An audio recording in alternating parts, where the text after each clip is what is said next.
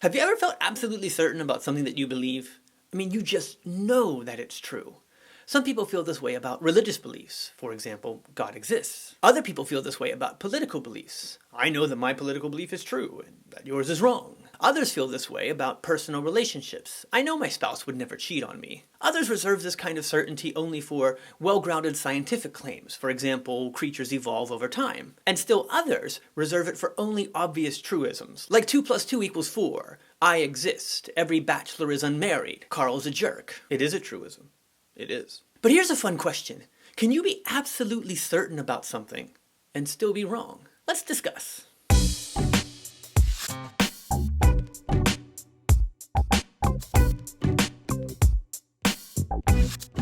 Imagine a scenario in which 4 people are in a room together. The first person is a devout Christian, and this person believes that Jesus Christ is the Messiah, the Savior of all people, and also that Jesus was God in the flesh. The second person is a devout Jew. This person accepts that Jesus existed, but denies that Jesus was the Messiah, and denies that Jesus was God in the flesh. The third person is a devout Muslim. This person accepts that Jesus existed, accepts that Jesus was the Messiah, but denies that Jesus was God in the flesh, or even the Son of God. Finally, the fourth person is an adamant atheist. This person accepts that Jesus existed as well, but denies all the other religious claims about Jesus because, well, God doesn't exist. I want to explore this scenario a little bit further, but before I do, it's important to note that in philosophy, there's a generally accepted rule called the law of non-contradiction. This law states that 2 contradicting statements can't be true in the same time, in the same place. For example, imagine a friend and I. Yes, Carl, I have friends. Okay, I have one friend. Okay, I have one acquaintance who tolerates me. Are you happy? Anyway, my friend and I are sitting on a park bench in the same time zone. My friend looks at me and says, "It's Thursday." And I say, "No, it's not." In this situation, it can't both be Thursday and not be Thursday at the same time in that same place. It's either one or the other. This is an example of the law of non-contradiction. If we apply this rule to our imaginary scenario, we find that we have 4 contradicting claims being made. Let's list the 4 claims. First, God exists, Jesus is the Messiah, and Jesus is God in the flesh. Second, God exists, but Jesus is not the Messiah, nor God in the flesh. Third, God exists, Jesus is the Messiah, but not God in the flesh. And fourth, God doesn't exist, so Jesus isn't the Messiah and not God in the flesh. If you look at these 4 statements closely, you'll note that if any one of them is true, the other 3 must be false. But let's add another interesting dimension to this scenario. Each of the 4 persons in the room is absolutely certain that their belief is correct. But in reality, we only know one thing for certain. If we accept the law of non-contradiction, at least 3 of the people in the room have to be wrong. It's possible that all 4 of them are wrong, but at bare minimum, 3 of them have to be wrong. It follows from this scenario that it's possible to be absolutely certain that a belief is true and simultaneously be wrong about that belief. Now that might seem obvious to some of you, but for others it's a very terrifying idea. You might be wrong about a core belief that shapes your identity. Perhaps you accept one of the claims made by one of the people in that room. Perhaps you identify with the Christian, or the Jew, or the Muslim, or the atheist. Can you accept that it's possible that you are one of the 3 wrong ones? I presented the scenario to a Christian friend of mine. Fine, Carl, a Christian acquaintance of mine. And I asked him if he could accept the possibility that he was one of the 3 wrong ones. His answer was quite telling.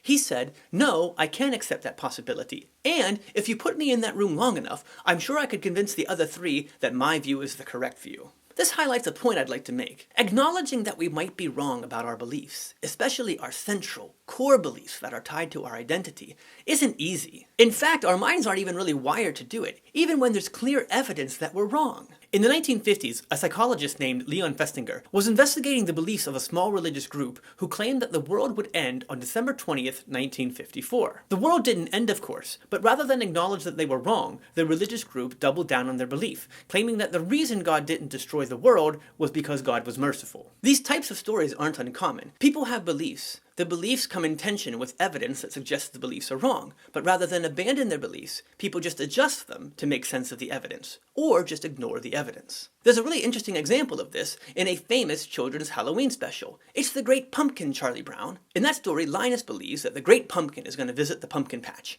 He waits in the pumpkin patch all night long, missing all the fun of Halloween. And guess what? The Great Pumpkin never comes. At the end, a character suggests, well, that's okay, sometimes we're wrong. But Linus doubles down and says, no way, I know that I'm right. Next year you'll see, the Great Pumpkin will come. Based on his study, Festinger coined the term cognitive dissonance. Most broadly, this term refers to the tension that we feel when our beliefs, our ideas, our attitudes, or our feelings about the world don't really match up with our experience of reality. For this video, I want to focus on the experience of cognitive dissonance that occurs when one of our deeply held beliefs comes in tension with evidence that suggests that belief might be wrong. For example, the world doesn't end, the great pumpkin doesn't come, that source that you use to support your conspiracy theory turns out to be completely bunk. Or perhaps, to hit a bit more closely to home, that person that you prayed for still dies. Or that God that you believe in, the one who is good and powerful and in control, doesn't stop a terrible atrocity from occurring in the world, or perhaps in your personal life. It seems reasonable to suggest that when we face such counter-evidence, we'll accept the possibility that our beliefs about the world might be wrong. But in many cases, people double down on their beliefs, unable even to acknowledge the possibility that their beliefs might be wrong. Why do we do this? One recent study might provide a bit of insight. In 2016, Jonas Kaplan and some others studied how the brain reacts when people's core beliefs, that is, beliefs that are central to their identity, for instance, political beliefs, are challenged. They discovered that when such beliefs are challenged, the brain reacts similarly to when it feels physically threatened. Based on the results of this study, Kaplan concluded, if there is a belief that the brain considers part of who we are, it turns on its self-defense mode to protect that belief. This study suggests that our brains are hardwired to enter into a fight or flight mode when our beliefs are challenged. That's one way it responds to cognitive dissonance. And it's one of the central reasons why it's so hard for us to admit that we might be wrong, even when there is substantial evidence that suggests that we're wrong. Oftentimes, when we experience cognitive dissonance, we find a way to either rationalize why our beliefs are actually still correct, for example, rationalizing that God didn't end the world out of an act of mercy, rather than accepting that we were wrong about our proclamation about when the world would end. Or simply ignore the counter-evidence and seeks out evidence that supports what we've always believed. And we call this confirmation bias. But maybe the possibility that we might be wrong isn't such a bad thing. Maybe in a world of confirmation bias, conspiracy theories,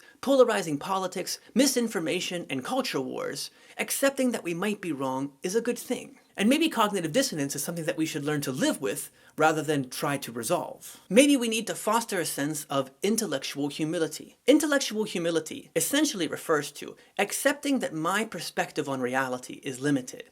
And that limited perspective means that I might be at least partially wrong, or maybe I'm even probably partially wrong about the things I believe, even the things that I believe deeply and that are core to my identity. To be clear, intellectual humility doesn't mean that we have to abandon our beliefs. We can still hold beliefs and we can hold them deeply. It just means that we accept that we might be wrong, even about some of our core beliefs. And we don't hide from the evidence that challenges those beliefs. We can still maintain our beliefs even in the face of such evidence. We can embrace that cognitive dissonance that we feel. Though at some point it does seem reasonable to suggest that when the evidence is piling up against your belief, you might want to abandon it. Why is this a good thing? Well, for one, it seems reasonable to me to accept that we will be less likely to kill one another over religious and political beliefs if we accept the possibility that we might be wrong about those beliefs. Okay, in this video we talked about the possibility that you might be wrong even about your core central beliefs. Yes, Carl, just them. And you, not me. I'm clearly not wrong about what I believe. We also explored the idea of cognitive dissonance and the possibility of fostering an outlook of intellectual humility. In our next video, we're going to dig a bit deeper into the concept of belief and explore what beliefs are and how we might evaluate the likelihood that our beliefs are true. Until then,